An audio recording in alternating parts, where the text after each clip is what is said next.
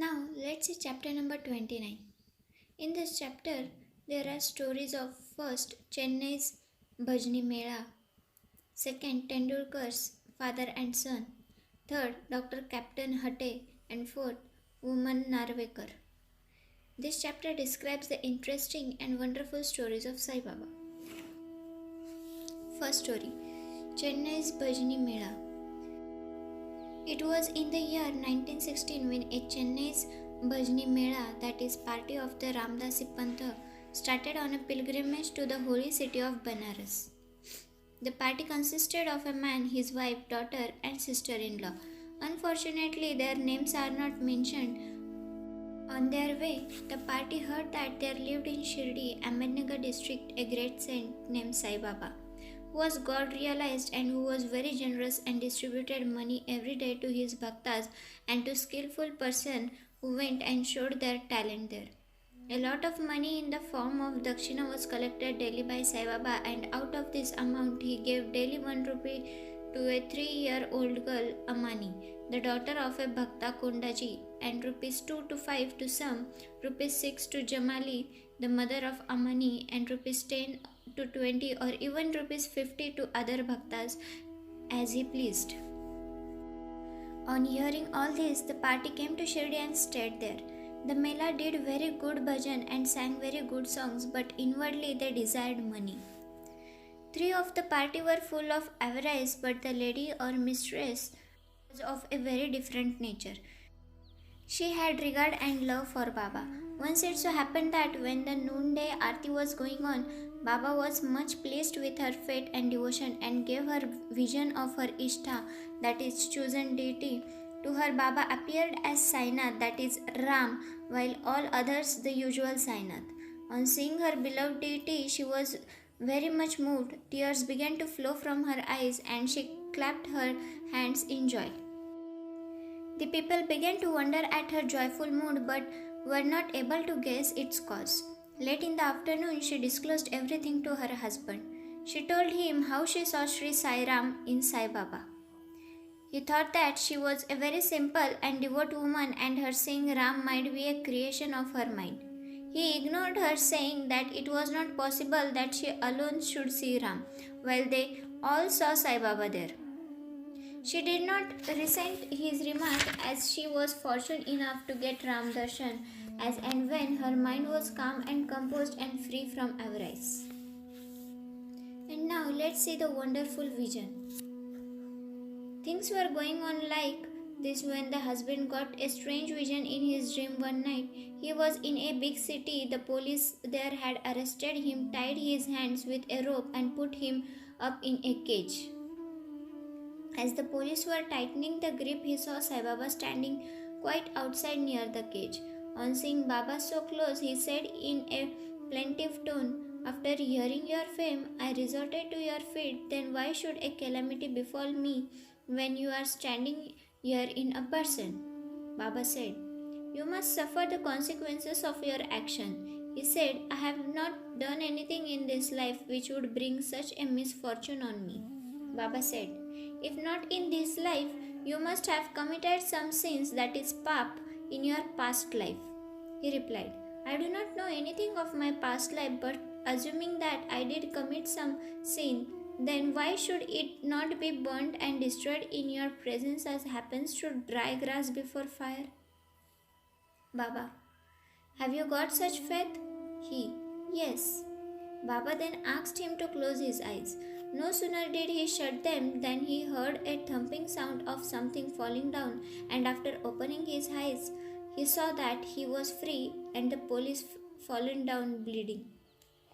Being much frightened, he began to look at Baba, who said, "Now you are well caught. Officers will now come and arrest you." Then he begged, "There is no other savior except you. Save me anyhow." Then Baba again asked him to close his eyes. He did so, and when he opened them again, he saw that he was free out of the cage and Baba was by his side. He then fell at Baba's feet. Baba then asked him, "Is there any difference between this namaskar and your previous ones? Think well and then reply."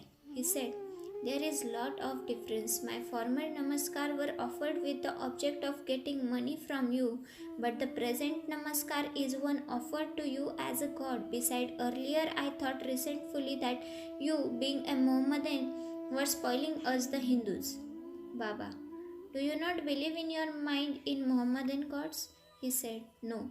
Then, Baba said, have you not got a panja, that is emblem of hand, in your house, and do you not worship the same in Tabut, that is Moram festival?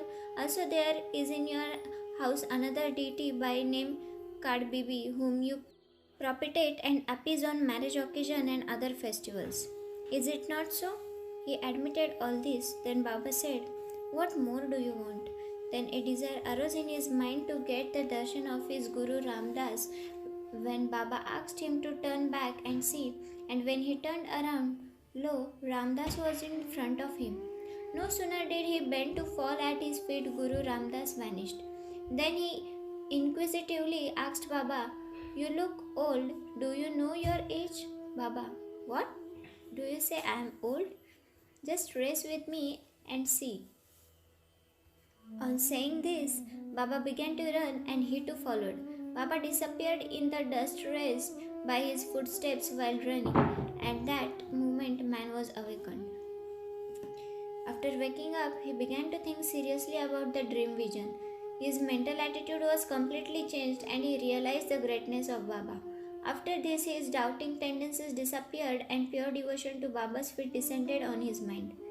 The vision was a merry dream, but the question and answers therein were most significant and interesting. Next morning, when all assembled in the masjid for the aarti, Baba gave him a prasad 2 rupees worth of sweetmeats and also 2 rupees from his pocket and blessed him. He made him stay there for a few more days and gave him his blessing, saying, Allah, God will give you plenty and He will do all good. He did not get more money, but he got far better things, that is Baba's blessing, which stood him in a good stead all along. The party got plenty of money afterwards and their pilgrimage was successful as they did not suffer any trouble or inconvenience during their journey. They all returned home safe, thinking of Baba's words and blessings and the ananda, that is bliss, they experienced by his grace. This story illustrates one of the methods which Baba followed in some cases to improve and reform his devotees. And now let's see the second story, that is about Tendulkar family. There lived in Bandra a Tendulkar family, all the members of which were devoted to Baba. Mrs. Savitribai Tendulkar has published a Marathi book named Sri Sainath Bhajan Mala, containing 800 abhangas and padas describing the Leelas of Baba. It is a book worth reading by those who are interested in Baba. The son, Babu Tendulkar, was studying hard day and night and wanted to appear for the medical examination. He consulted some astrologers. On examining his horoscope, they told him that the stars were not favorable that year and that he should appear for the examination next year when he would be certainly successful. This cast a gloom over him and made him restless. A few days afterwards, his mother went to Shirdi and saw Sai Baba. Amongst other things, she mentioned the gloomy and the morose condition of her son, who was to appear for the examination in few days. On hearing this, Baba said to her, "Tell your son to believe me, to throw aside horoscopes and predictions of astrologers and palmists, and go on with his studies.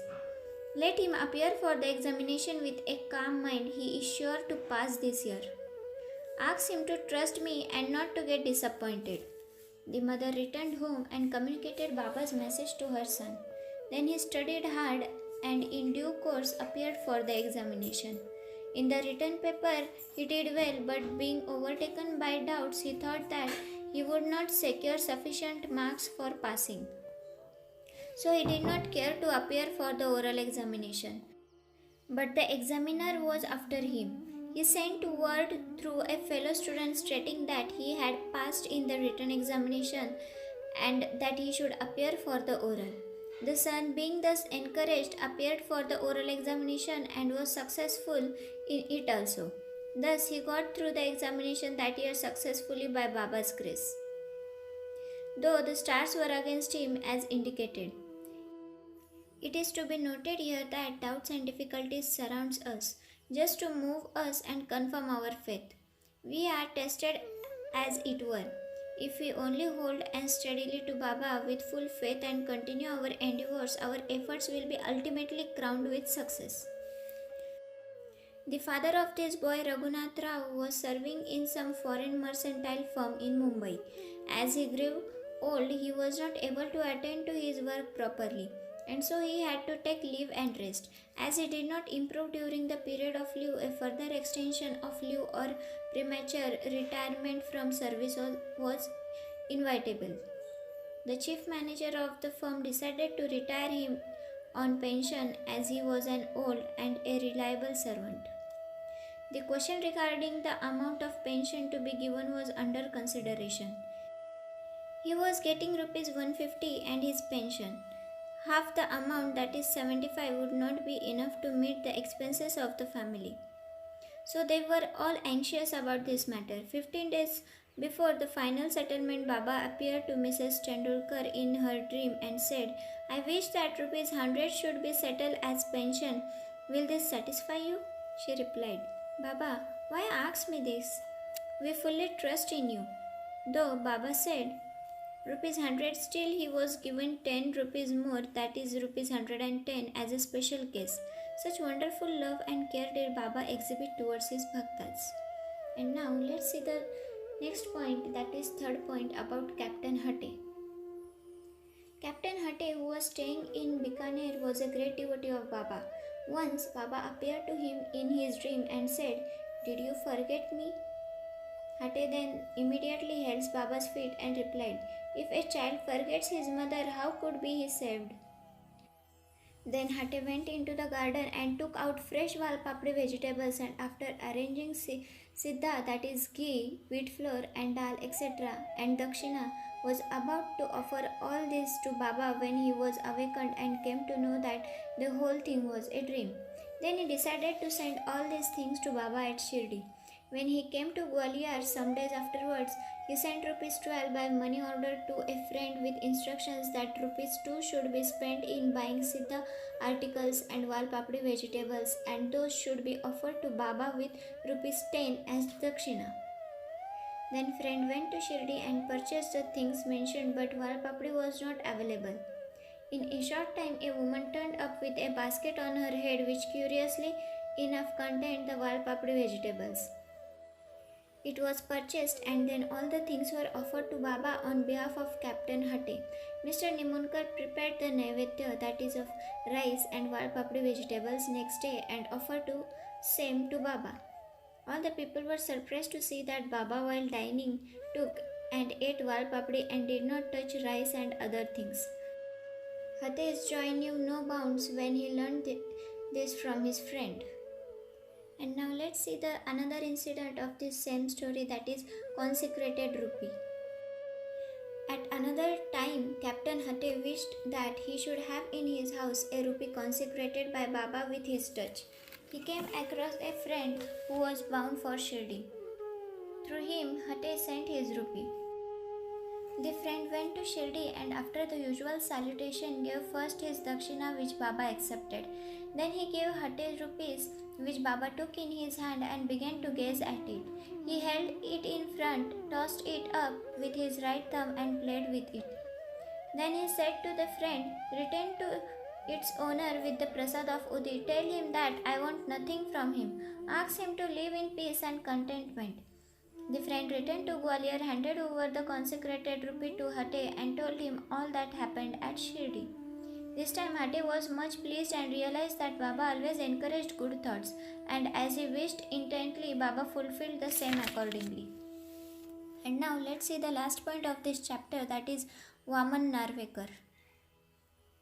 Now let the readers hear a different story. A gentleman named Vaman Narvekar loved Baba very much. He once brought a rupee. On one side of it were engraved the figures of Ram, Lakshman and Sita, and on the other side was engraved the figure of Maruti with folded hands. He offered it to Baba with a hope that he should consecrate it with his touch and return it to him with Udi. but Baba immediately pocketed it. Then Shama spoke to Baba regarding Vaman's Rao intention and requested him to return it. Then Baba spoke in the presence of Vaman Rao. Why should it be returned to him? He should keep it ourselves. If we gives rupees 25 for it, it will be returned.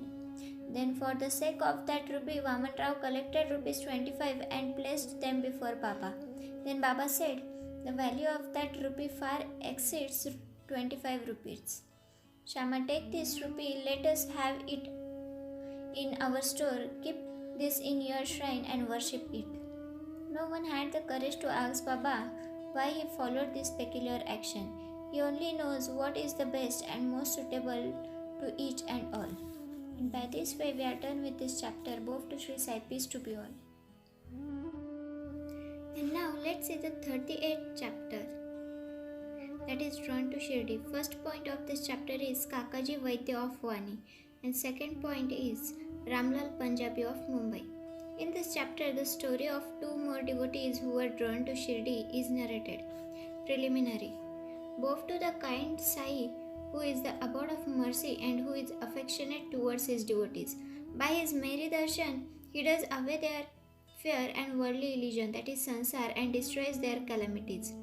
He was first nirgun, that is formless, but on account of the devotion of his bhaktas, he was obliged to take a form. To give liberation, self-realization to the bhaktas is the mission of the saints, and for Sai, the chief of them, that mission is inevitable. Those who take refuge in his feet have all their sins destroyed and their progress is certain. Remembering his feats, Brahmins from holy places come to him and read scriptures and chants the Gayatri mantra in his presence. We who are weak and without any merits do not know what bhakti is, but we know this much, that through all others may leave us, Sai won't forsake us. Those whom he favors get enormous strength, discrimination between the unreal and the real, and knowledge. Sai knows fully the desires of his devotees and fulfills the same. Hence, they get what they want and are grateful. So we invoke him and prostrate ourselves before him. Forgetting all our faults, let him free us from all anxieties. He who, being overcome with calamities, remembers and prays to Sai, thus will get his mind calmed and pacified through his grace. This Sai, the ocean of mercy, says Himadpant favored him, and the result of this is the present work of Sai Satacharitra. Otherwise, what qualifications had he to undertake this enterprise? But as Sai took all the responsibility, Himadpant felt no burden nor any care about this. When the powerful light of knowledge was there to inspire his speech and pen, why should he entertain any doubt or feel any anxiety? Sai got the service in the form of this book done by him. This is due to the accumulation of his merits in the past birth, and therefore he thinks himself fortunate and blessed. The following story is not a merry tale but pure nectar.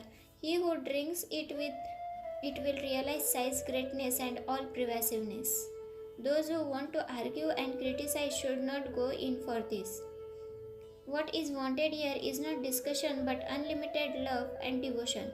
Learned, devout and faithful believers, or those who consider themselves as servants of the saints, will like and appreciate these stories, others will take them to be fables. The fortunate bhaktas of Sai will find the Sai Leelas as the Kalpataru, that is, wish-fulfilling tree. Drinking in or devouring this nectar of Sai Leelas will give liberation to the ignorant jivas, satisfaction to the householders, and the sadhana to the aspirants. Now, we come to the story of this chapter. That is, first story of this chapter, Kakaji Vaidya. There lived in Vani, Nasik district, a man named Kakaji Vaidya. He was the priest of the goddesses Saptashringi there. He was so overpowered by the adverse circumstances and calamities that he lost peace of mind and became quite restless. Under such circumstances, one evening he went into the temple of the goddesses and prayed unto her from the bottom of his heart and invoked her aid to free him from anxiety. The goddesses was pleased with his devotion, and the same night appeared to him in his dream and said to him, "You go to Baba, and then your mind will become calm and composed." Kakaji was anxious to know from her who this Baba was, but before he could get any explanation, he was awakened. Then he began to think as to who might be this Baba to whom the goddesses had asked him to go. After some thinking, he resolved that this Baba might be Trambakeshwar, that is Lord Shiva. So he went to the holy place, that is Trimbak, Nasik district, and stayed there for 10 days. During this period, he bathed early in the morning, chanted the Rudra hymns, did the Abhishek, that is pouring fresh water over the pindi, and did other religious rites, but with all this he was as restless as before.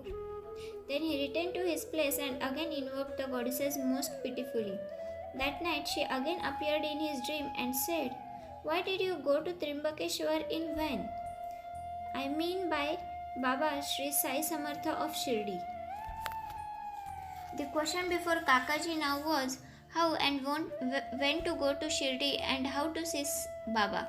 If anybody is in real earnest to see a saint, not only a saint but God also fulfills his wish. In fact, the Sant and the Anant, that is God, are one and the same. There is no the least difference between them. If anybody thinks that he will go on his own wish and see a Sant, that will be a merry boast. Unless the saints will it, no one is able to go and see him. Even the leaf of the tree won't move without his bidding. The more anxious a bhakta is for to visit to the saints, the more devout and faithful he is, the more speedily and effectively is his wish satisfied to the heart's content. He who invites anybody for a visit also arranges everything for his reception, and so it happened with Kakaji. And now let's see the Shama's vows. When Kakaji was thinking about his intended visit to Shirdi, a guest came to him at his place to take him to Shirdi. He was no other than Shama, a very close and intimate devotee of Baba. How he came to Vani at this juncture we shall just see. Shama was severely ill when he was very young, and his mother had taken a vow to her family goddesses Saptashringi at Vani that if her son got well, she should bring and dedicate him at her feet.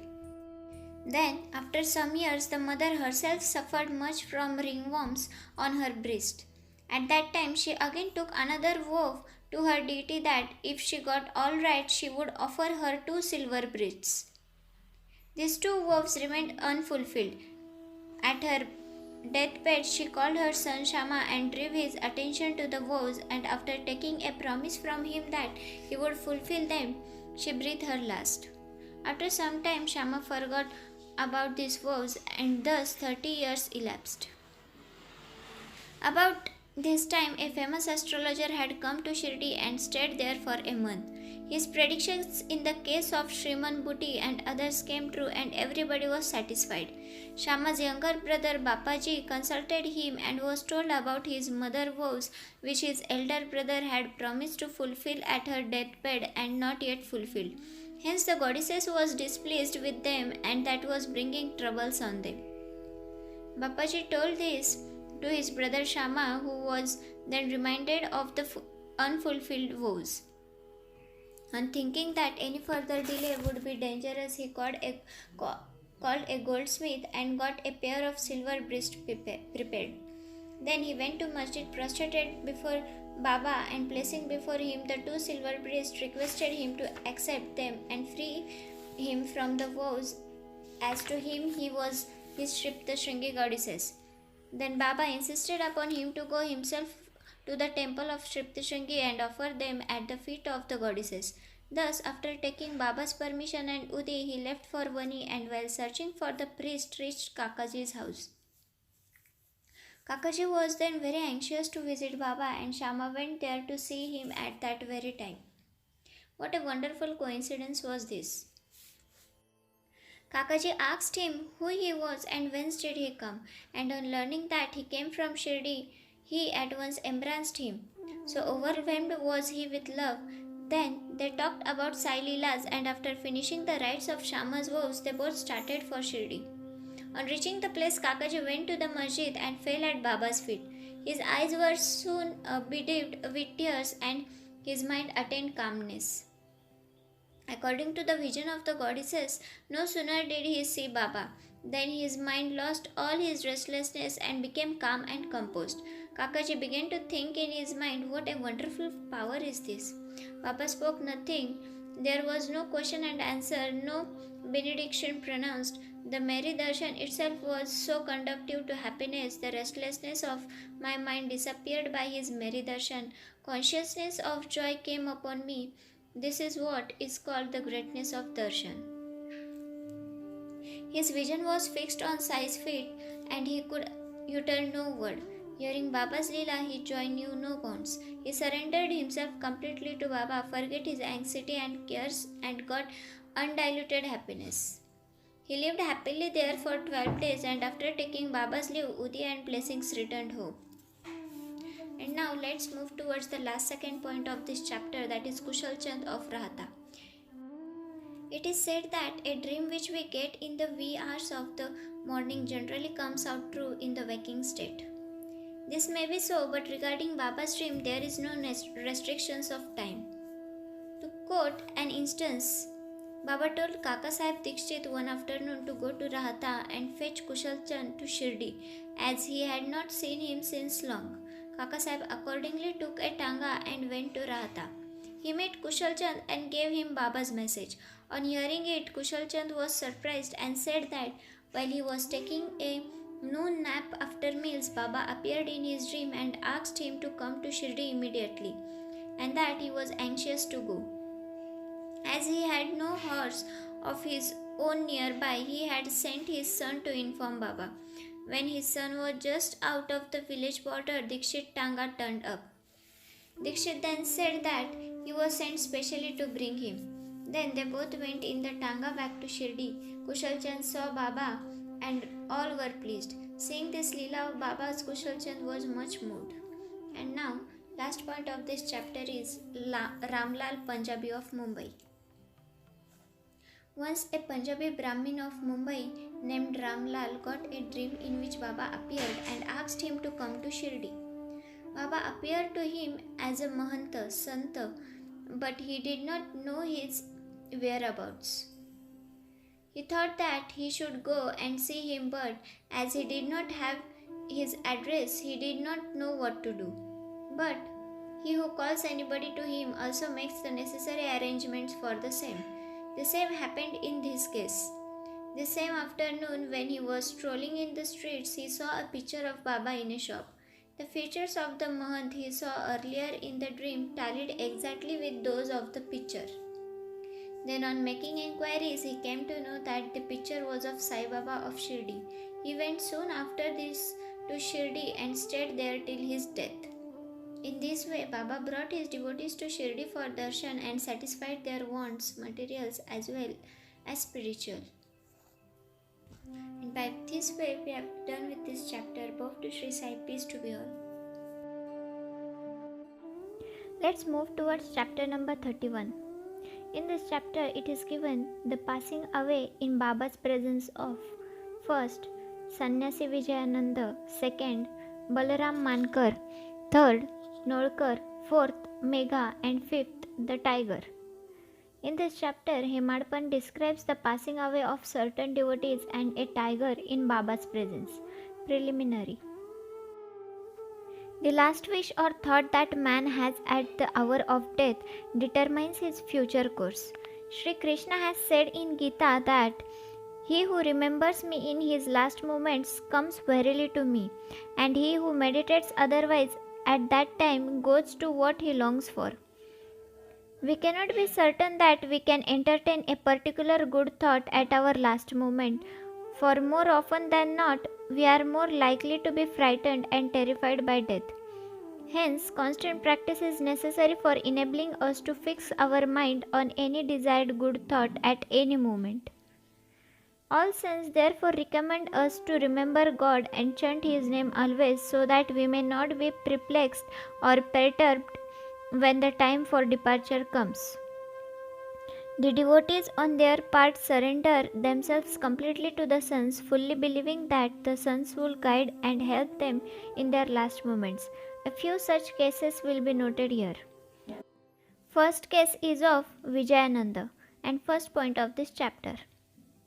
A sannyasi from Chennai named Vijayananda started on pilgrimage to Mansarovar. En route on hearing Baba's fame, he halted at Shirdi. There, he met one Somadevji Swami of Haridwar and inquired from him about the Mansarovar trip. The Swami told him that the Sarovar was 50 miles away above Gangotri and described to him the difficulties of the journey. That is, plenty of snow and the change of dialect every 50 kos and the suspicious nature of the local people who give a lot of trouble to the pilgrims on the way. On hearing this, the sannyasi was dejected and cancelled the trip.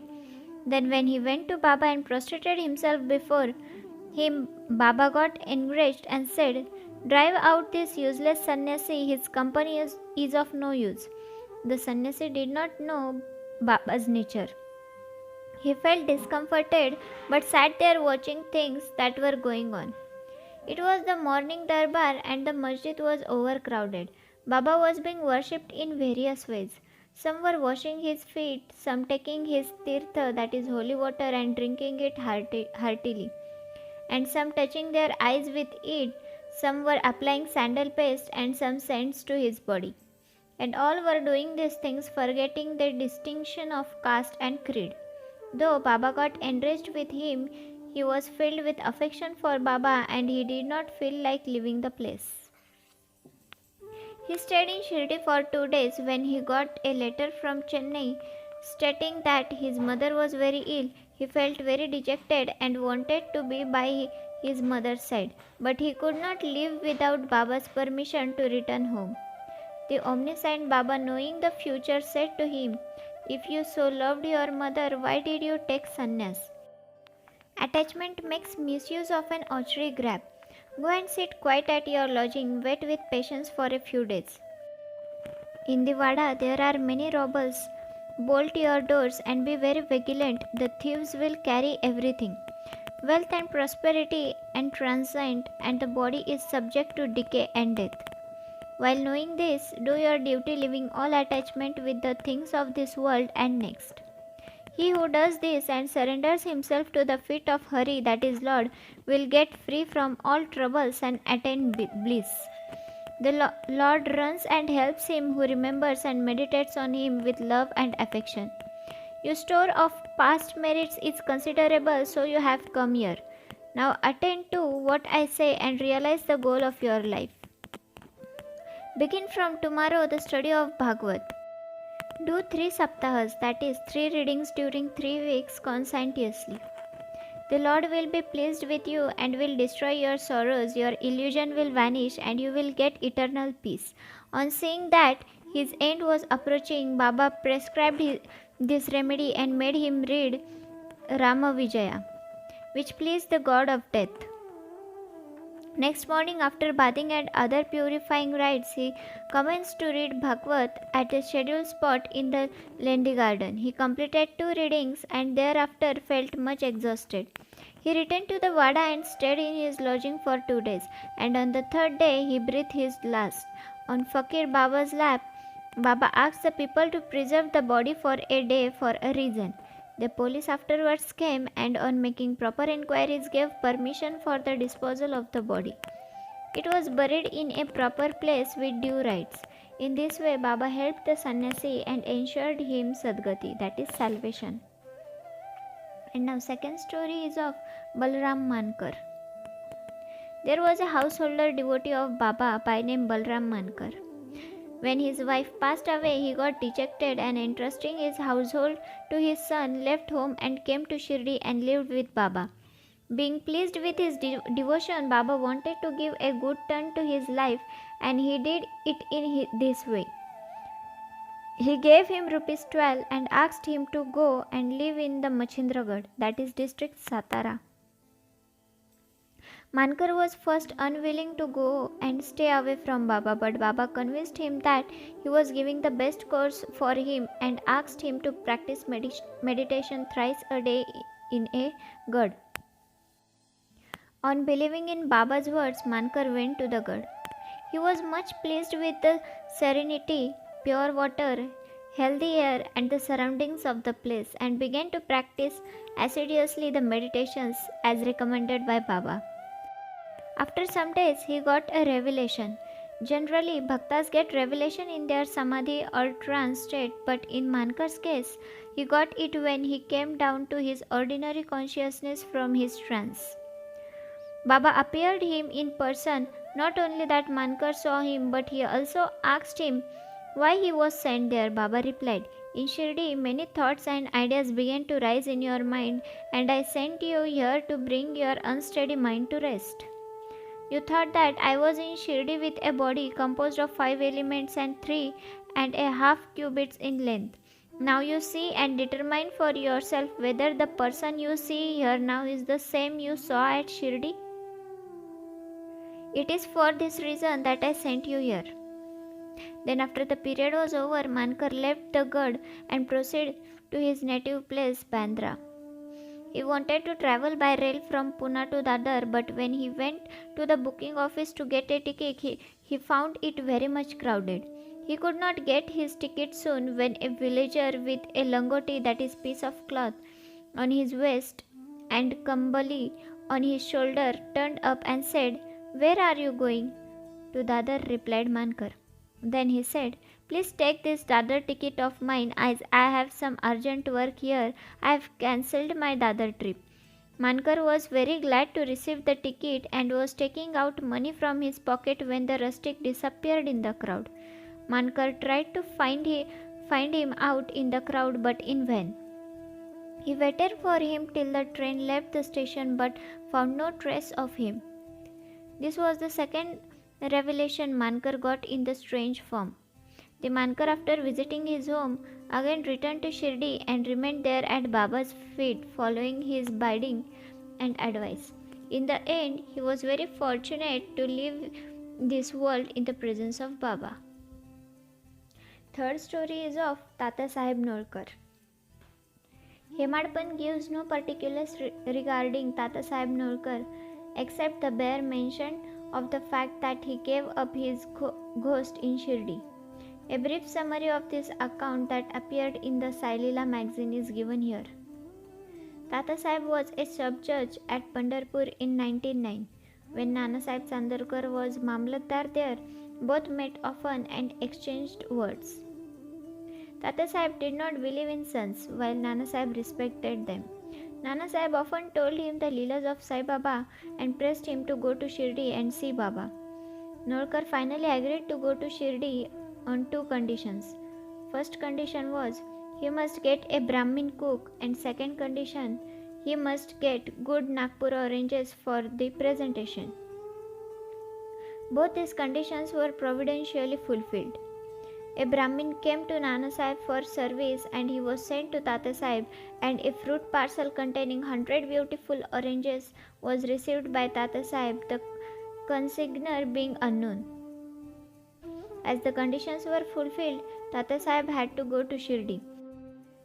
At first, Baba was much enraged with him, but by and by Tata Saheb got such experiences that he was convinced that Baba was a god incarnate.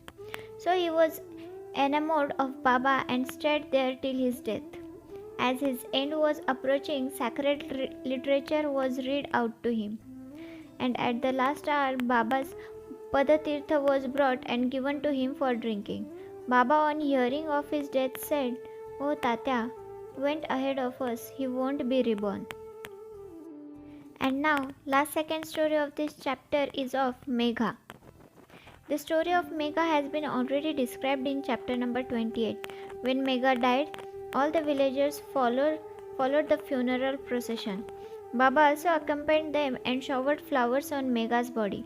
After the obsequies were performed, tears flowed from Baba's eyes, and like an ordinary mortal, Baba showed himself overcome with grief and sorrow. Then, covering the body with flowers and crying like a near relation, Baba returned to the masjid. Many saints have been seen giving Sadgati to men, but Baba's greatness is unique. Even an animal like tiger came to Baba's feet for being delivered from demerits. This is the story which will be narrated now. And now here is the last story of this chapter, that is of tiger. 7 days before Baba's passed away, a wonderful incident occurred at Shirdi. There came a country cart and stopped in front of the masjid. A tiger was on the cart, fastened with iron chains, with its agonized face turned to the rear. It was suffering from some painful malady. Its keeper had been taking it from place to place and making money by exhibiting it. It was the means of their subsistence. They tried all sorts of remedies to cure it from the malady it was suffering from, but all in vain. Then they heard of Baba's fame and came to him with the animal. They got it down with chain in their hands and made it stand at the door. It was naturally fierce beside being disease-ridden, so it was restless. The people began to look at it with fright and amazement. The dervishes told Baba everything about the animal and with his consent brought it before him. As it approached the steps, it retreated on account of the awe of Baba and hung its head down. When both saw each other, it got onto the step and looked at the Baba with affection. Immediately it moved the tuft of its tail and dashed it thrice against the ground, and then fell down senseless. On seeing it dead, the dervishes were much dejected and full of sorrow, but on proper thought they came to terms with it. They considered that as the animal was diseased and nearing its end, it was very meritorious on its part that it met its death at his feet of Baba. It was their debtor, and when the debt was paid off, it was free and met its end at Sai's feet. When any creature bowed down their heads at Saint's feet and meet death, they are liberated. Unless they have got a good store of merit on their account, how could they get such a meritorious end? And by this way, we are done with this chapter. Both to Sri Sai and peace to be all. And now we are going to see your chapter number 32. In this chapter it is given, in quest of Guru and God, fasting disapproved. In this chapter Hemadpant describes two things. First, how Baba met his Guru in the woods and through him God, and second, how Baba made Mrs. Gokhale, who had made her mind to fast for 3 days, eat Puran Puris. Preliminary. In the beginning, Hemadpant describes the Sansara, that is visible world, by the allegory of Ashwatha, that is banyan tree, which has in the phraseology of the Gita, roots above the branches below. Its branches are spread downward and upwards and are nourished by the gunas, that is qualities, and its sprout are the object of the senses. Its root leading to action are extended downwards to this world of men. Its form cannot be known in this world, nor its end, its beginning, nor its support. After cutting this Ashwatha tree for strong roots with the sharp weapon of non-attachment, one should seek the path beyond, treading where there is no return. For traversing this path, the help of a good guide, that is Guru, is absolutely necessary. However learned a man may be, or however deep his study of Veda and Vedanta, that is sacred literature, maybe he cannot reach his destination safely. If the guide be there to help him and show him the right way, he would avoid the pitfalls and the wild beasts on the journey move aside. Baba's experience in this matter through the story which he gave out himself is really wonderful, which when attended to will give you faith, devotion and salvation. The quest. Once 4 of us were studying religious scriptures and other books, and being thus enlightened, we began to discuss the nature of Brahma.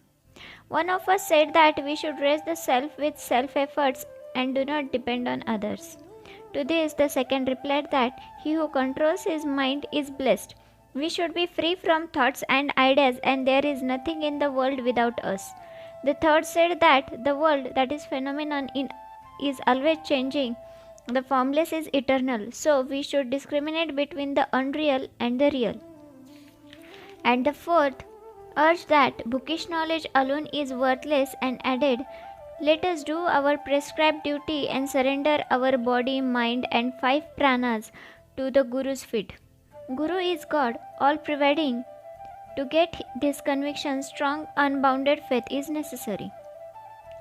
While discussing In this way, we forlorn men began to ramble through the woods in quest of God. The three wanted to make the quest with their free and unaided intellect. On the way, a Vanzari met us and asked us, "Is it hot now? Where and how far are you going?" "In the woods," we replied. He inquired, "On what quest are you bound?" We gave him an ambitious and evasive reply. On seeing us rambling aimlessly, he was moved and said, "Without knowing the woods fully, you should not wander at random. If you want to walk through forest and jungles, you should take a guide with you. Why do you exert yourself unnecessarily during this hot noon sun? You may not give out to me your secret of the quest till you can sit down, eat bread, drink water, take rest, and then go. Be always patient and hard." Though he spoke so tenderly, we discarded his request and marched on. We thought that we were self-contained men and needed nobody's help. The woods were vast and trackless. The trees therein grew so close and tall that the sun rays could not penetrate through them. So we lost our way and wandered here and there for a long time. Ultimately, through sheer good luck, we came back to the place from where we started. The Vanzari met us again and said, "By relying on your own cleverness, you missed your way. A guide is always necessary to show us the right way in small or great matters, and no quest can be successfully carried out on an empty stomach. Unless God's will it, no one meets us on the way. Do not discard offers of food. Served dish should not be thrust away. Offers of food should be regarded as auspicious sign of success." On saying this, he again offered us food and asked us to be calm and patient. Again my companions did not like this unsolicited hospitality and discarded his offer. Without doing any quest and without taking any food, the three began to move out. So obstinate were they. I was hungry and thirsty, and I was moved by the Vanzari's extraordinary love. We thought ourselves very learned, but were strangers to kindness. The Vanzari was a quite illiterate and unqualified fellow and belonged to a low caste. Still he had love in his heart and asked us to eat the bread. In this way, he who loves others disinterestedly is really enlightened. And I thought acceptance of his hospitality was the best beginning of getting knowledge. So very respectfully I accepted the loaf of bread offered, ate it and drank water. Then the Guru, came and stood before us. What was the dispute about? He asked, and I told him everything that had happened. Then he said, "Would you like to come with me? I will show you what you want, but he alone who believes in what I say will be successful." The others did not agree to what he said and left him, but I bowed to him reverently and accepted his dictum. Then he took me to a well, tied my feet with a rope and hung me, head downwards and feet up, from a tree near the well. I was suspended 3 feet above the water, which I could not reach my hands or with my mouth. After suspending me in this manner, he went away, no one knew where. After 10 or 12 ghatkas, that is 4 to 5 hours, he returned and after taking me out quickly asked me how I fared. In bliss supreme I was. How can a fool answer? The Guru, as much pleased with me, drew me near him and stroking my head with his hand kept me with him. He took care of me as tenderly as a mother bird does of her young ones. He put me into his school. How beautiful it was! Then I forgot my parents, all my attachments was snapped and I was liberated easily. I thought that I should embrace him and keep staring at him always. If his image was not fixed in my eyes, I would rather be blind. Such was the school. No one who entered it once could return empty-handed. My Guru became my all in all, my home, mother and father, everything. All my senses left their places and concentrated themselves in my eyes, and my sight was centered on him.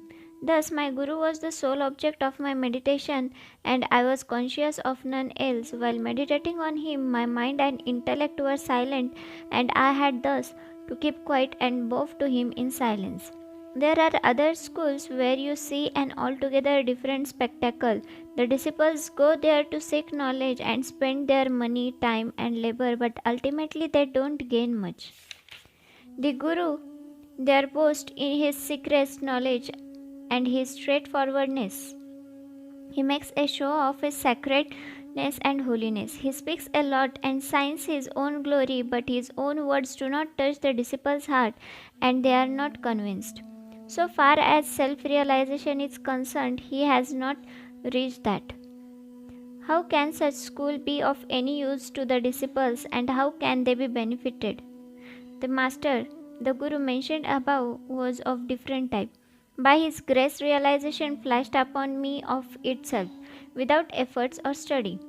I had nothing to seek. Everything became to me as clear as the broad daylight. The Guru alone knows how the inward suspension, with head down and feet up, can give happiness. Among the four, one was a karmakandi, that is ritualistic, who only knew how to observe and abstain from certain rites. The second was Dhani, who was puffed up with pride of knowledge, and the third was a Bhakta, who surrendered himself completely to God, believing that he was the sole doer. When they were discussing and arguing, the questions of God came up, and they, depending on their unaided knowledge, went in search of him. Sai, who was discrimination and dispassion incarnate, was one of the four. On being himself Brahma incarnate, some may ask, why did he mix with them and act foolishly? He did this for setting an example to follow.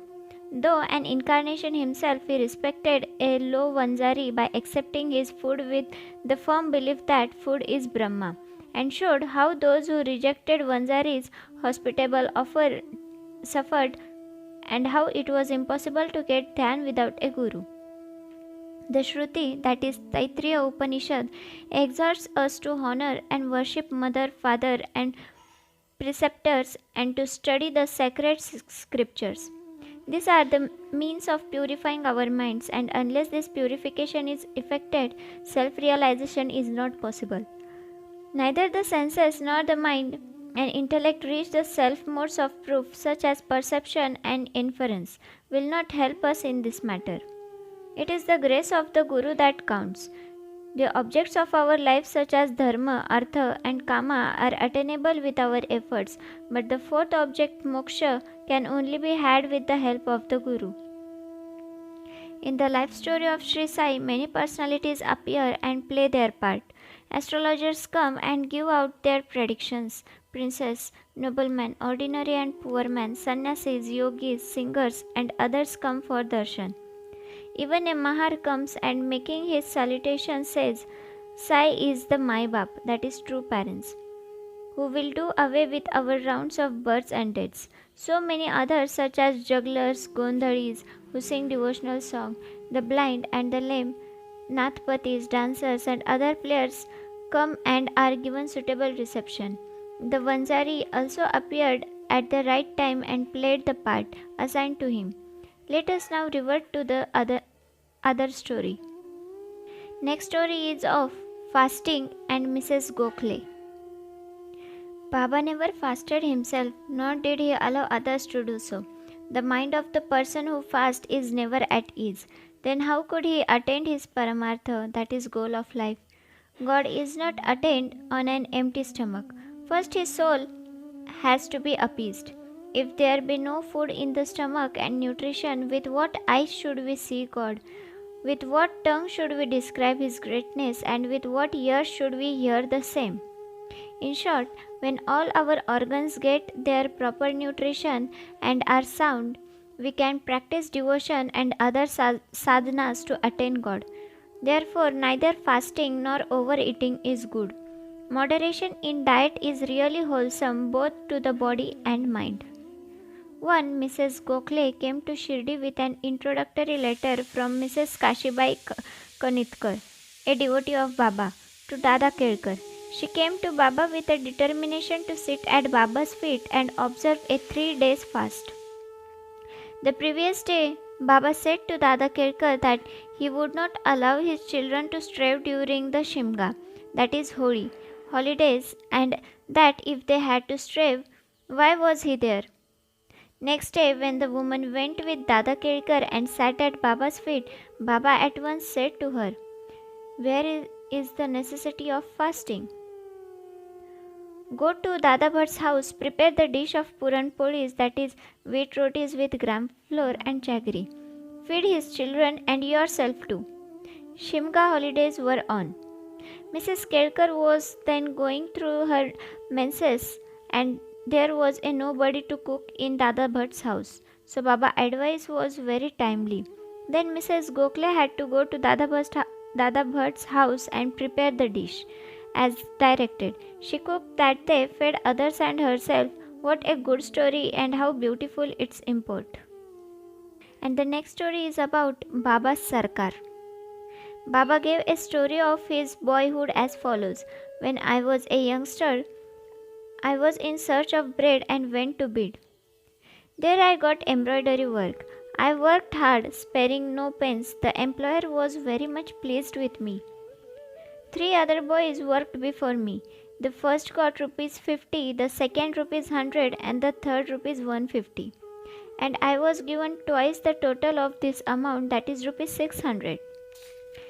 After seeing my cleverness, the employer loved me, praised me, and honored me with a full dress, a turban for the head, and the shela for the body, etc. I kept this dress intact without using it. I thought that what a man might give does not last long, and it is always imperfect. But what my Sarkar, that is God, gives lasts to the end of time. No other gift from any man can be compared to his. My Sarkar says, "Take, take," but everybody comes to me and says, "Give, give." Nobody attends carefully to the meaning of what I say. My Sarkar's treasury, that is spiritual wealth, is full. It is overflowing. I say, dig out and take away his wealth in cartloads. The blessed son of a true mother should fill himself with his wealth. The skill of my fakir, the leela of my lord, and the aptitude of my Sarkar is quite unique. What about me? Body, that is earth, will mix with earth, breathe with air. This time won't come again. No matter where I go or where I sit, Maya always troubles me much. Still, I am always anxious for my men. He who does anything that is spiritual endeavor will reap its fruit, and he who remembers these words of mine will get invaluable happiness.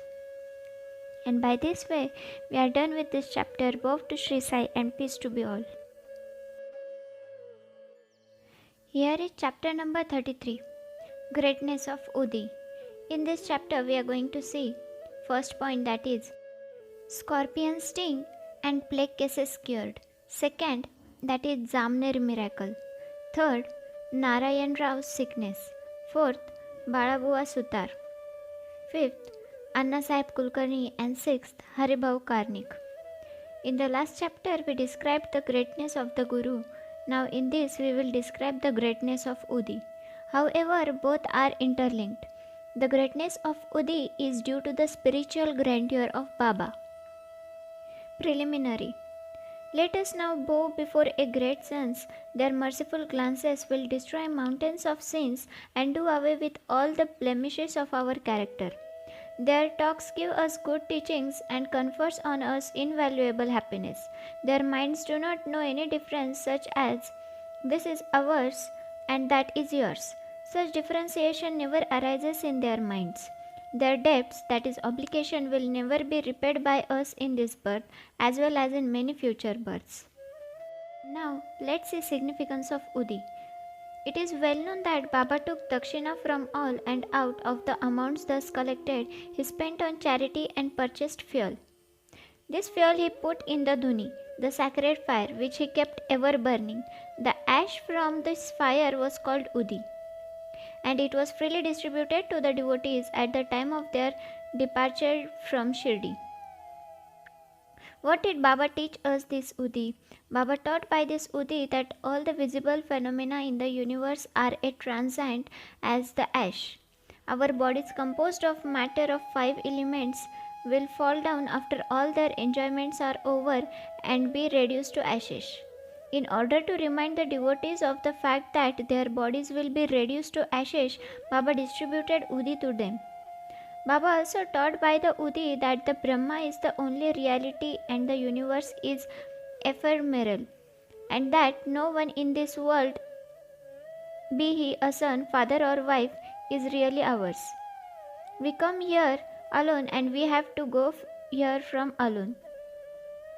It has been found that the Udi cured many physical and mental maladies, but Baba wanted to repeat into the devotees' ear the principles of discrimination between the unreal and the real. He taught non-attachment of the unreal by his Udi and Dakshina. The former taught us discrimination and the latter, that is Dakshina, taught us non-attachment. Unless we have these two things, it is not possible for us to cross over the sea of the mundane existence. So Baba asked for Dakshina, and while the devotees took leave, he gave Udi as prasad, besmeared some of it on their foreheads, and placed his boon conferring hand on them. When Baba was in a cheerful mood, he used to sing merrily. One such song was about Udi. The meaning of this song was, "Oh, playful Ram, come, come, and bring with you sacks of Udi." Baba used to sing in every clear and tender tones. So besides the spiritual implication of Udi, it had also its material significance. It conferred health, prosperity, freedom from anxiety, and many other worldly gains. So the Udi was helped us to gain both our ends, material as well as spiritual.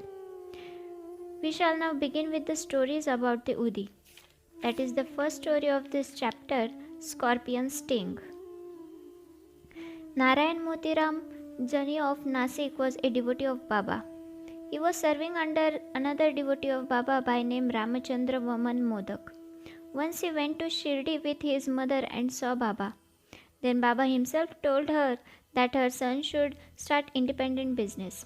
Some days after this prophecy turned true, Narayan Jani left service and started a boarding house, that is Ananda Ashram, which thrived well.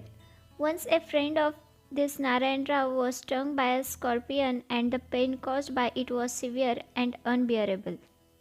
Udi is the most efficacious in such cases. It is not to be applied on the point of pain, and so Narayan Rao searched for it but found none.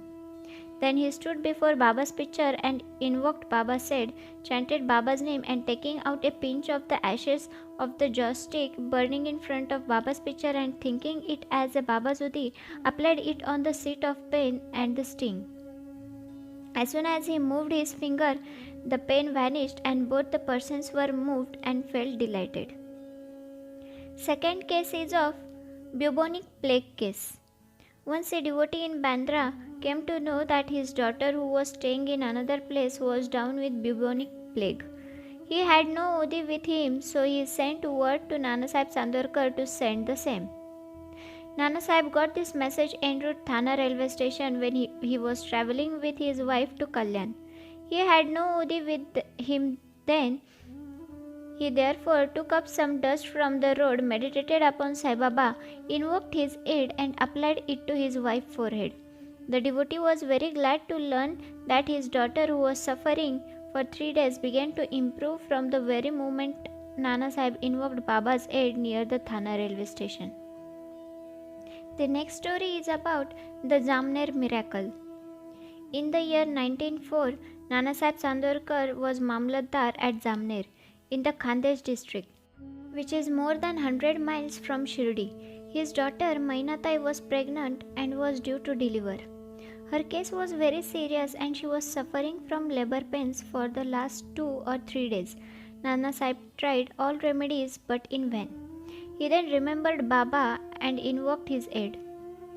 There in Shirdi, one Ramgir Bua, whom Baba called Bapugiri Bua, was living for his native place in Khandesh. Baba called him and told him to stop at Jamner on his way home and give him Udi and Aarti to Nana Sahib. Ramgir Bua said that he had only 2 rupee with him and this movement was barely sufficient for the railway fare up to Jalgaon, and it was not possible for him to go from Jalgaon to Jamner, a distance of about 30 miles. Baba assured him that he need not care as everything would be provided for. Then Baba asked Shama to write a well-known Aarti composed by Madhav Adkar, that is Aarti, and translation of this is given at the end of this work, and gave a copy of it with Udi to Ramgir Bua to be delivered to Nana Sahib. Then, relying on Baba's word, Ramgir Bua left Shirdi and reached Jalgaon at about 2:45 am. He had only 2 annas left with him and he was in a plight. To his great relief, he heard somebody calling out, "Who is Bapugir Bua of Shirdi?" He went to him and told him that he was a Bapugir Bua. Then the person professing to be sent by Nana Sahib took him to an excellent tanga with a good pair of horses. They both drove in it. The tanga ran fast and early in the morning they came to a brooklet. The man took the horses for watering them and he asked Ramgir Bua to partake of some eatables. On seeing the bread, moustache and the livery of that person, Ramgir Bua suspected him to be a Muslim and was unwilling to take any refreshments from him. But he satisfied Ramgir Bua by saying that he was a Hindu, a Kshatriya of Garhwal, and that Nana Sahib had sent these refreshments and there should be no difficulty in its acceptance. Then both of them took the refreshments and started again. They reached Jamner at dawn. Ramgir Bua alighted to attend a call of nature and returned within a few minutes, but found that there was no tanga and no driver. He was dumbfounded. Then he went to the neighboring kacheri and on making inquiries learnt that the Mamlatdar was at home. He went to Nana Sahib house and gave to Nana Sahib Baba's Udi and Aarti. At this time, Mainatai's case was in the most serious condition and all were in deep anxiety about her. Nana Sahib called out his wife and asked her to give the Udi mixed with water to their daughter to drink. He thought that Baba's help was most opportune. In a few minutes came the news that the delivery was safe and that the crisis had passed away.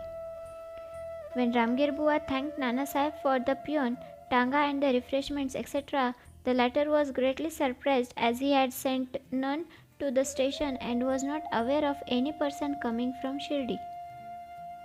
Mr. B.V. Dev of Thana, retired Mamlatdar, made inquiries about this matter with Bapurao Chandorkar, son of Nana Sahib, and Ramgir Bua of Shirdi, and after satisfying himself wrote an elaborate article, part prose and part poetry, in the Sri Sai Leela magazine. B.V. Narasimha Swami has also taken down the statement of first Mainatai, second Bapu Sahib Chandorkar, and third Ramgir Bua. Dated 1st June 1936, 16th September 1936 and 1st September 1936 respectively, and published them in his Devotee's Experience. The following is the quote from Ramgir Bua's statement. One day Baba called me to him and gave me a packet of Udi and a copy of Baba's Aarti. I had to go to Khandesh at that time. Baba directed me to go to Jamner and told me to deliver the Aarti and Udi to Nana Sahib Chandorkar at Jamner.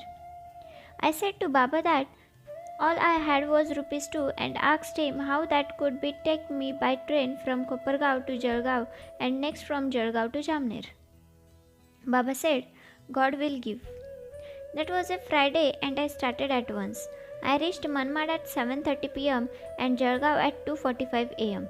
At that time, plague regulations were in force and I had much trouble. I was to discover what I should do to get to Jamner. At about 3 a.m., a peon in boots, turban and equipped with other details of good dress came to me and took me to Tanga and drove me on. On the way at Baghor, I took refreshments. We reached Jamner early in the morning, and by the time I attained Call of Nature, the Tanga and its driver has disappeared. Next story is about Narayan Rao. Bhakta Narayan Rao, father's name and surname are not given, had the good fortune to see Baba twice during the latter's lifetime. 3 years after the passing away of Baba in 1918, he wanted to come to Shirdi but could not. Within a year of Baba's Mahasamadhi, he fell sick and suffered much. All possible remedies gave him no relief, so he meditated on Baba day and night. One night he had a vision. Baba came through a cellar, comforted him, saying, "Don't be anxious.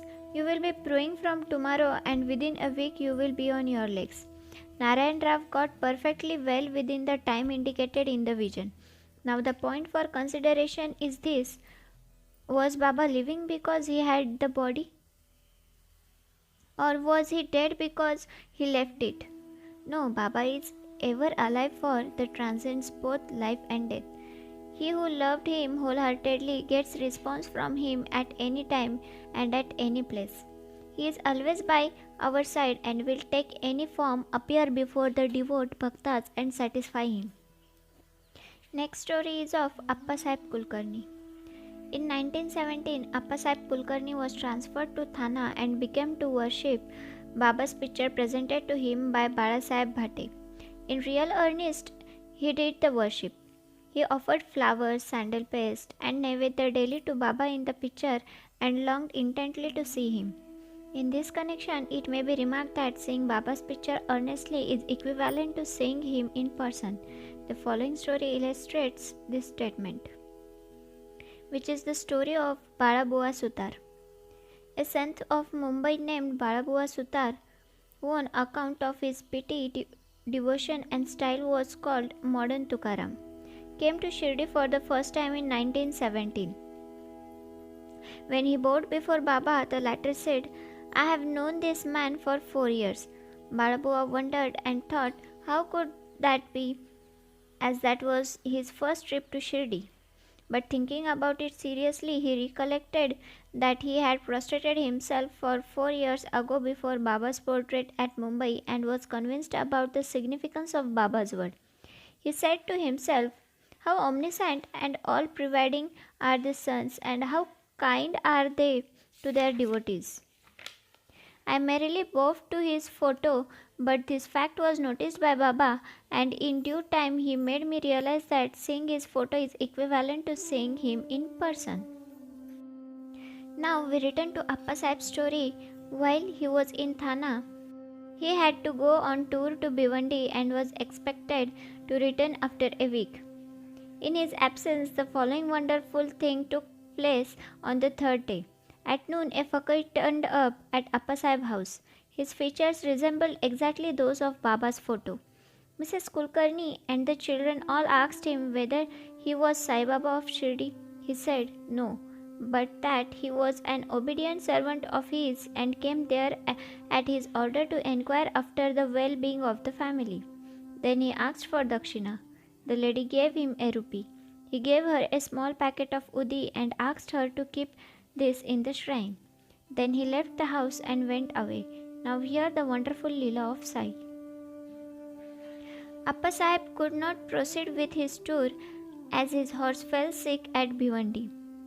He returned home that afternoon and learnt from his wife about Fakir's visit.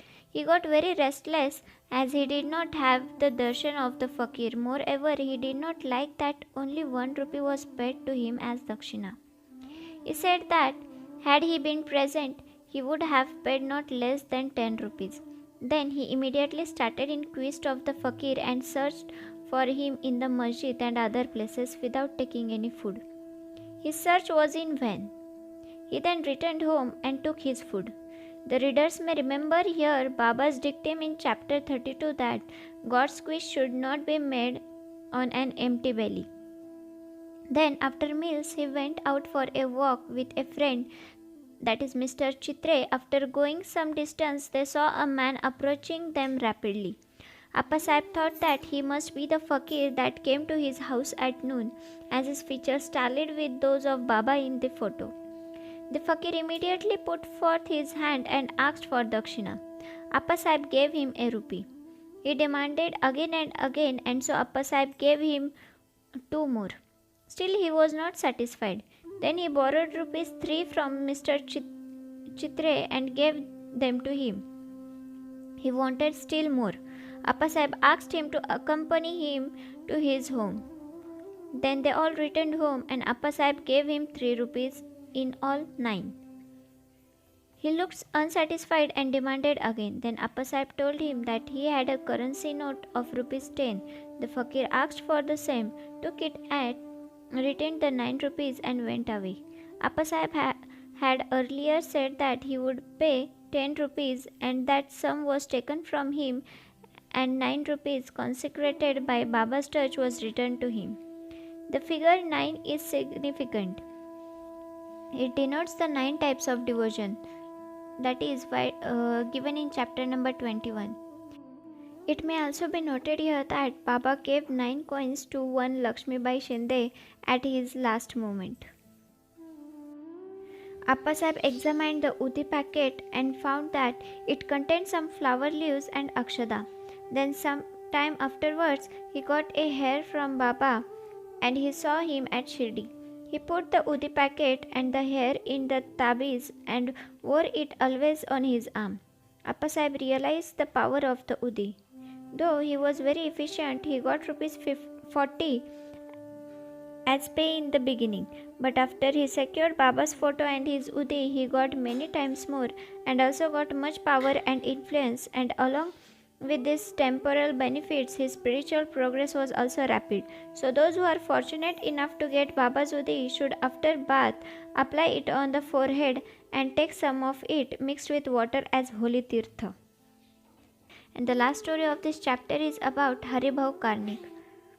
In 1917, Haribhau Karnik of Dahanu, that is Thana district, came to Shirdi on the Guru Purnima day and worshipped Baba with all formalities.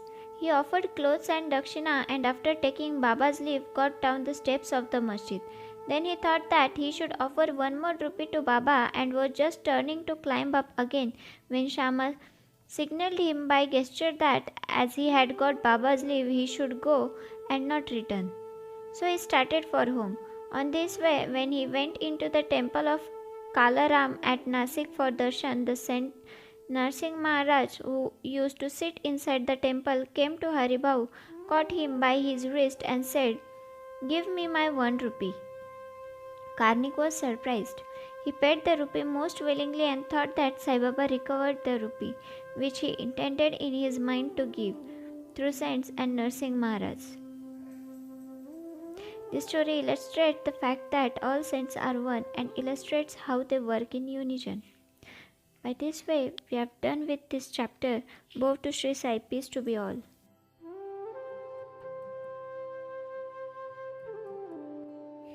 Now let's see chapter number 34, that is Greatness of Udi, which is continued. First story is of Doctor's nephew, second of Dr. Pillai, third Shama's sister-in-law, fourth Irani girl, fifth Harda gentleman, sixth Mumbai lady.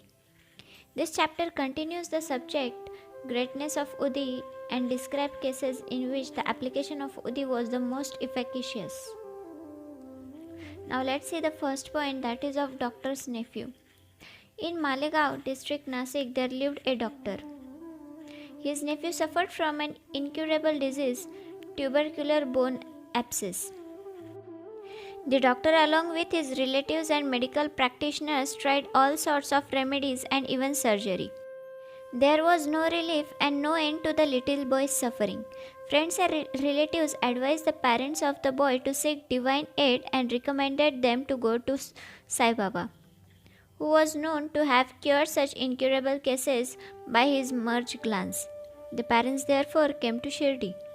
They prostrated themselves before Baba, placed the boy before him and pleaded humbly and implored him to save their son. The merciful Baba comforted them, saying, "Those who resort to the masjid shall never suffer anything in this life to the end of time. Now you don't worry. Apply Udi on the abscess and within a week he will recover. Believe in God. This is no masjid but Dwarkamai. He who step here will soon get health and happiness and his sufferings will come to an end."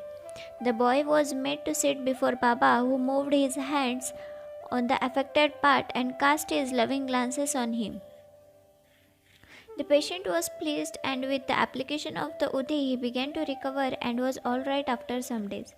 The parents then left Shirdi with their son, thanking Baba for the cure which was effected by Udi and Baba's gracious looks. After knowing this, the doctor, the uncle of the boy, became wonderstruck and desired to see Baba.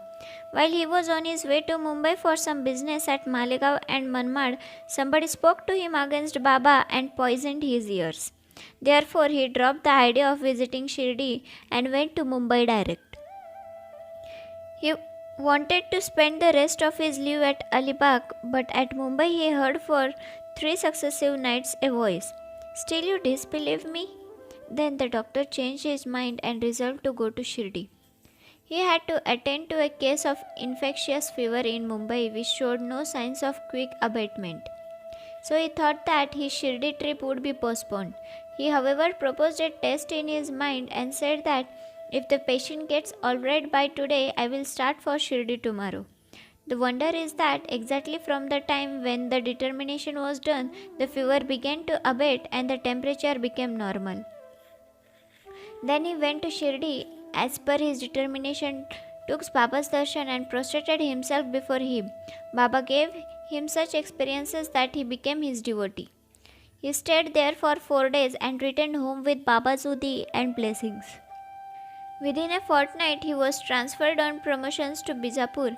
His nephew's case gave him opportunity for seeing Baba, and this visit garnered in him a never-failing love for the saint's feet.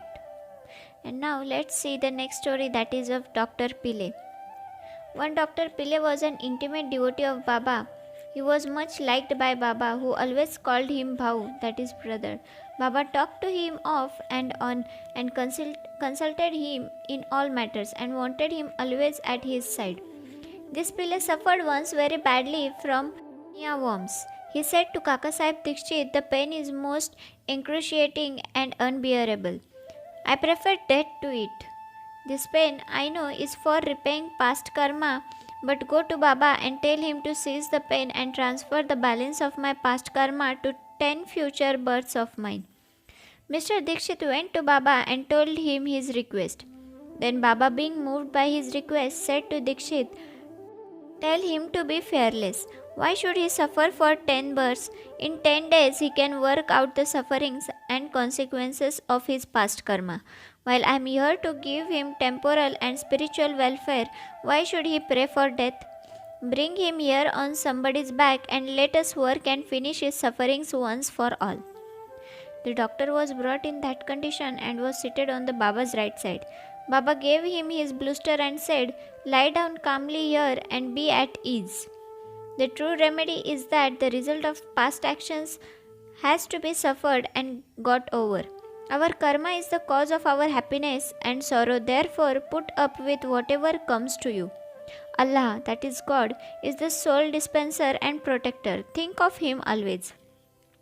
He will take care of you. Surrender to Him with body, mind and speech and then see what He does." Dr. Pillai said that Nana Sahib had put a bandage over the leg, but he had no relief. "Nana is a fool," replied Baba. "Take off that bandage or else you will die. Now a crow will come and peck at you and then you will recover." While this conversation was going on, Abdul, who always cleaned the masjid and trimmed the lamps, turned up. While he was attending to his work, his foot accidentally fell upon the strange leg of Dr. Pillai. The leg was already swollen, and when Abdul's foot fell upon it and pressed it, all the 7 Gunia's worms were squeezed out at once. The pain was unbearable, and Dr. Pillai cried out loudly. After some time, he calmed down and began to sing and cry alternately. Then Pillai inquired when the crow was coming and pecking. Baba said, "Did you not see the crow? He won't come again. Abdul was the crow. Now go and rest in the vada and you will be soon all right." By application of the Udi and by taking it orally with water, without taking any other treatment or medicine, the disease was completely cured in 10 days as assured by Baba. And the next story is about Shama's sister-in-law. Shama's younger brother, Bapaji, was staying near the Saudi. Once his wife was attacked with bubonic plague. He had high fever and 2 buboes in her groins. Bapaji rushed to Shama at Shirdi and asked him to come and help. Shama was frightened, but according to his wont, that is custom, he went to Baba, prostrated himself before him to invoke his aid. By requesting him to cure the case, he also asked his permission to go to his brother's house. Then Baba said, "Don't go there at this late hour. Send her the Udi. Why care for the fever and buboes? God is our Father. She will be all right easily. Do not go now. Go there in the morning and return immediately." Shama had full faith in Baba's Udi. It was sent with Bapaji. It was applied on the buboes and some of it was mixed with water given to the patient for drinking. No sooner was it taken in, perspiration set in profusely, the fever abated, and the patient had a sound sleep. Next morning, Bapaji was surprised to see his wife all right with no fever and no buboes.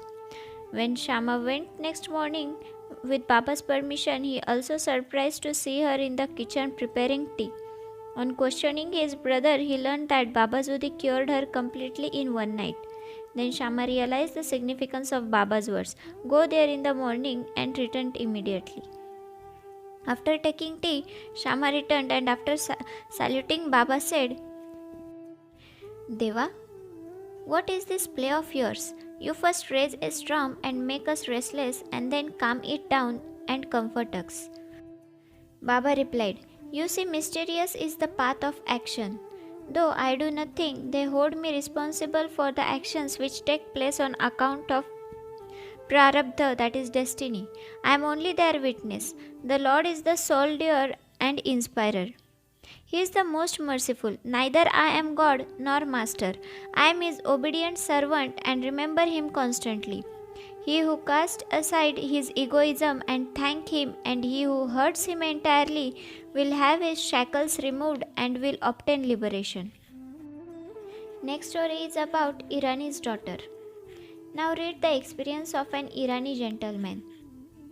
His young daughter got fits every hour. When the convulsion came, she lost her power of speech, her limbs contracted, and she fell down senseless. No remedy gave her any relief. Some friends recommended Baba's Udi to her father and asked him to get it from Kaka Sahib Dikshit at Villeparle, that is suburb of Mumbai. Then the Irani gentleman got the Udi and gave it, mixed with water, to his daughter daily for drinking. In the beginning, the convulsion, which were coming hourly, came every 7 hours, and after a few days the daughter recovered completely. Next story is about Harda gentleman. An old gentleman of Harda was suffering from a stone in his kidney. Such stones are generally removed by surgical operations, and people recommended him to go undergo one. He was old and weak, lacked strength of mind, and could not think of submitting himself to surgical treatment. His sufferings was soon to end in another way. The Inamdar, that is city officer of that town, happened to come there at that time. He was a devotee of Baba and had always a stock of Udi with him. On the recommendation of friend, his son got some Udi from him and after mixing it with water gave it to his old father to drink.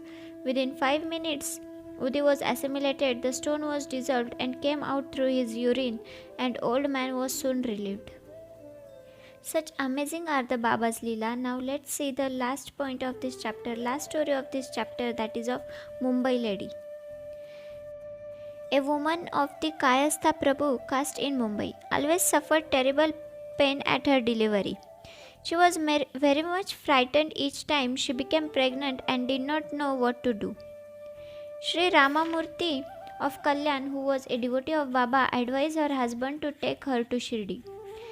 When she next became pregnant, both husband and wife came to Shirdi, stayed there for some months and worshipped Baba. After some time, the hour of delivery came, and as usual there was obstruction in the passage from the womb. She began to suffer labor pains, did not know what to do, but began to pray to Baba for relief.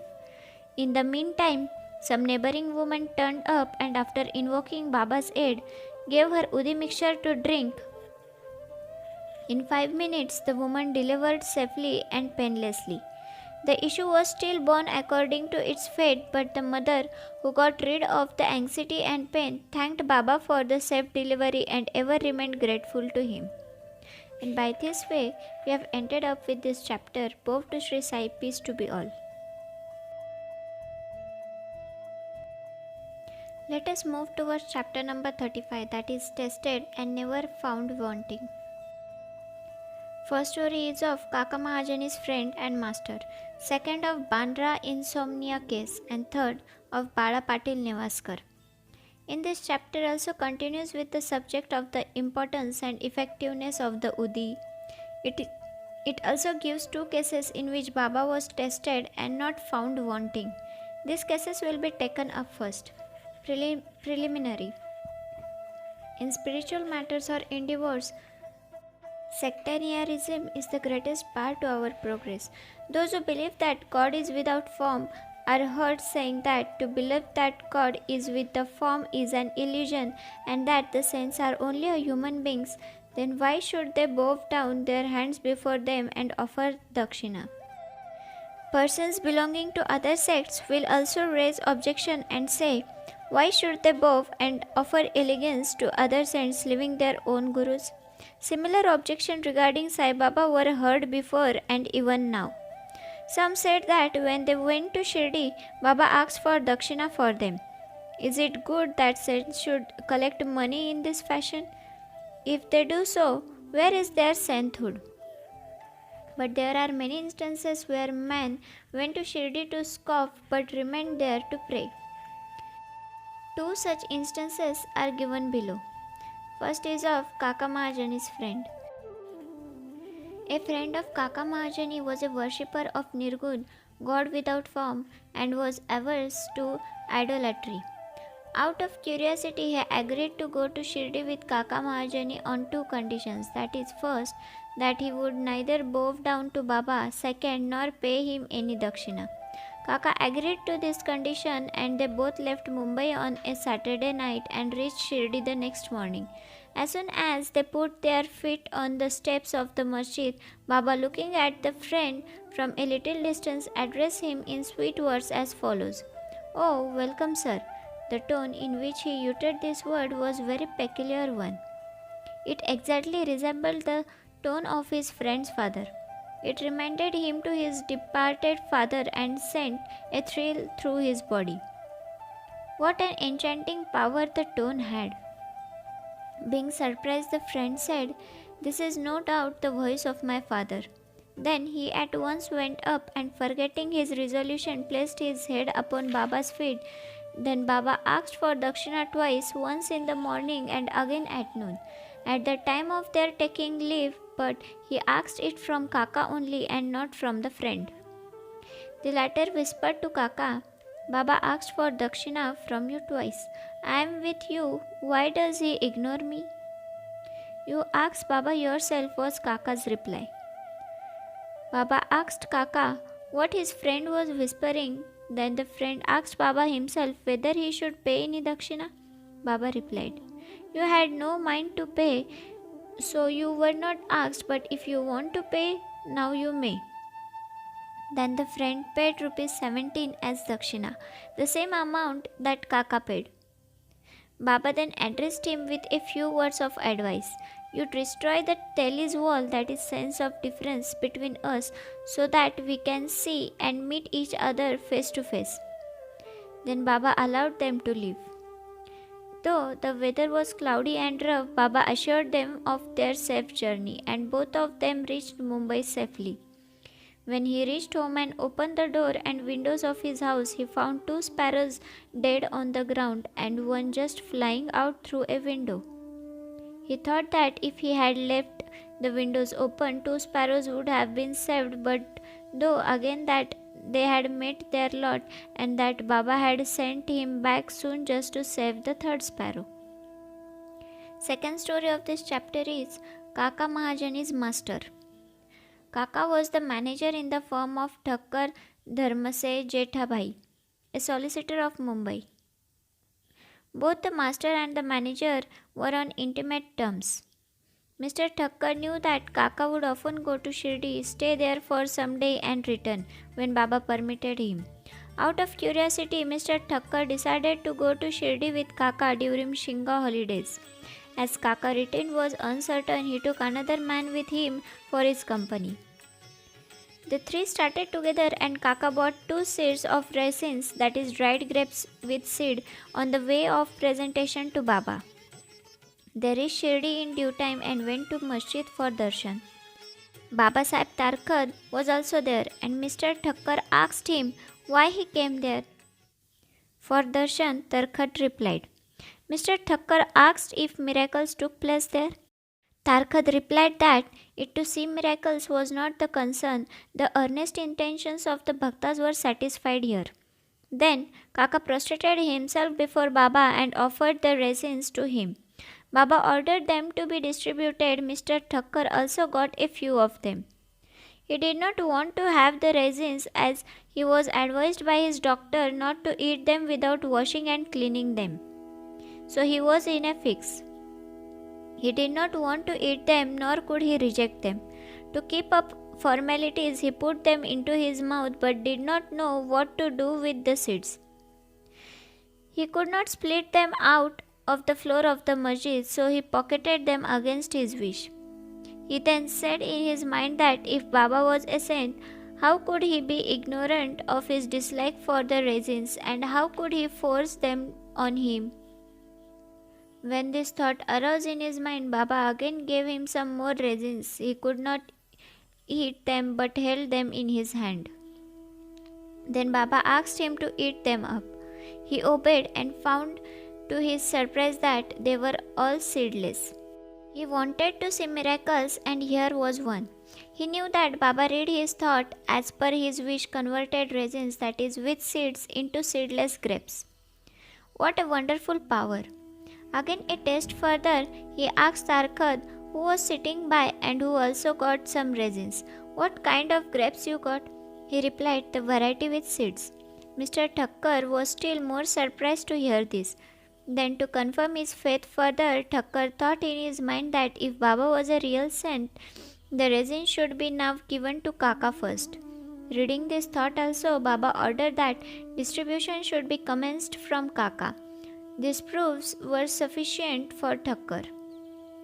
Then Shama introduced Mr. Thakkar as the master of Kaka, upon which Baba said, how could he be his master? He has got a different master altogether. Kaka appreciated this reply. After forgetting his resolve, Thakkar saluted Baba and returned to the Wada. After the noon Aarti was over, they all went to masjid for taking Baba's leave for their departure. Shama spoke for them. Baba then spoke as follows. There was a fickle-minded gentleman. He had health and wealth and was free from both physical and mental afflictions, but he took on needless anxieties and burdens and wandered hither and thither, thus losing his peace of mind. Sometimes he dropped the burdens and at other times carried them again. His mind knew no steadiness. On seeing his state, I took pity on him and said, now keep up your faith on one place you like. Why roam like this? Thakkar at once understood that this was an exact description of himself. He wished that Kaka should also return with him, but no one expected that Kaka would be allowed to leave Shirdi so soon. Baba read this thought also and permitted Kaka to return with his master. Then Baba asked Kaka for ₹15 as dakshina and received it. He said, if I take 1 rupee as dakshina from anybody, I have to return tenfold to him. I never take any gratis. I never ask anyone indiscriminately. I only ask and take from him who the fakir points out. If anyone is indebted formally to the fakir, dakshina is received from him. The donor gives, that is, sows his seed only to reap a rich harvest in future. Wealth should be the means to work out dharma. If it is used for personal enjoyment, it is wasted. Unless you have given it before, you do not get it now. So the best way to receive is to give.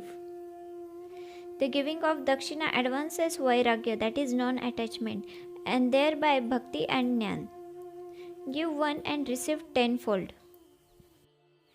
On hearing these words, Mr. Thakkar himself gave rupees 15 in Baba's hand, forgetting his earlier resolve not to do so.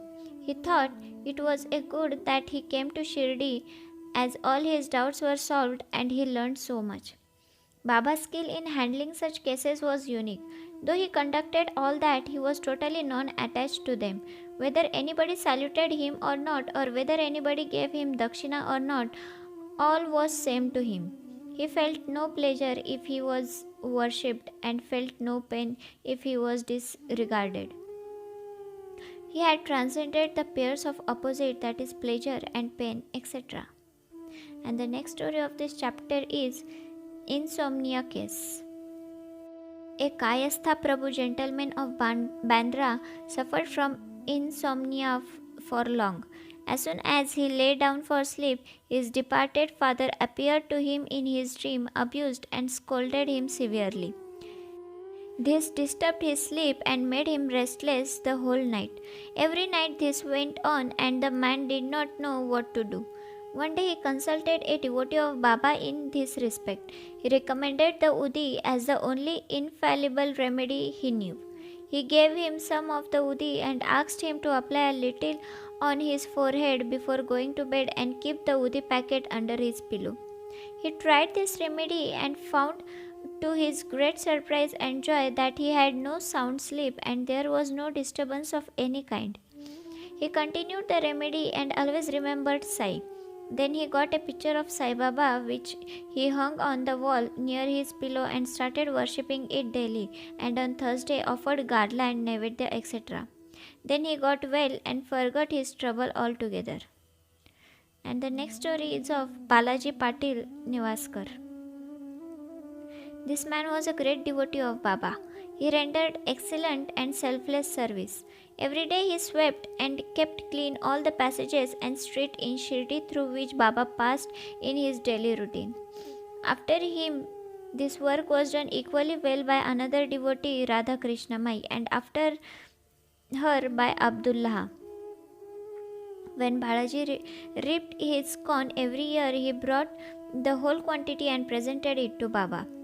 He returned with what Baba gave him back and maintained himself and his family with it.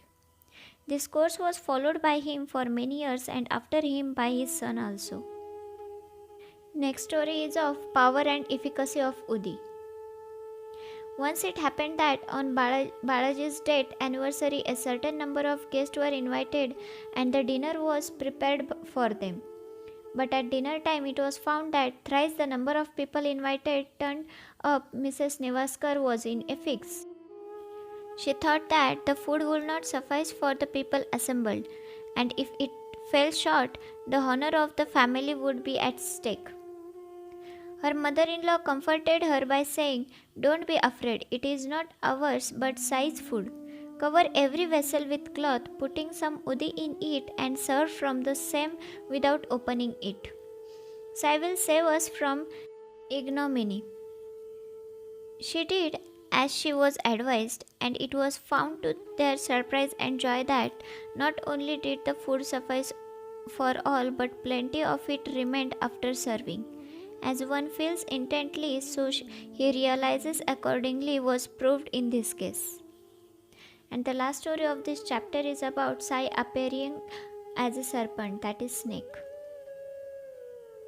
Once Raghu Patil of Shirdi went to Balaji Patil at Nivase.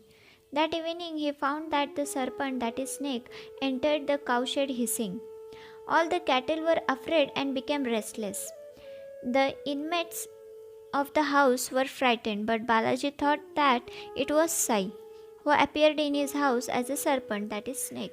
Without being afraid in the least, he brought a cup of milk and placing it before the serpent said, "Baba, why do you hiss like this? Do you want to frighten us? Take this cup of milk and drink it with a calm mind." Saying this, he sat down close by. The other members were frightened and did not know what to do. In a short time, the serpent disappeared of its own and nobody knew where it went. It was not found, though a thorough search was made in the cowshed. Balaji had two wives and some children. They sometimes went to Shirdi from Nevase for taking Baba's darshan. Then Baba bought saris and other clothes which were given to them with his blessings. And we are done with this chapter. Both to Sri Sai, peace to be all.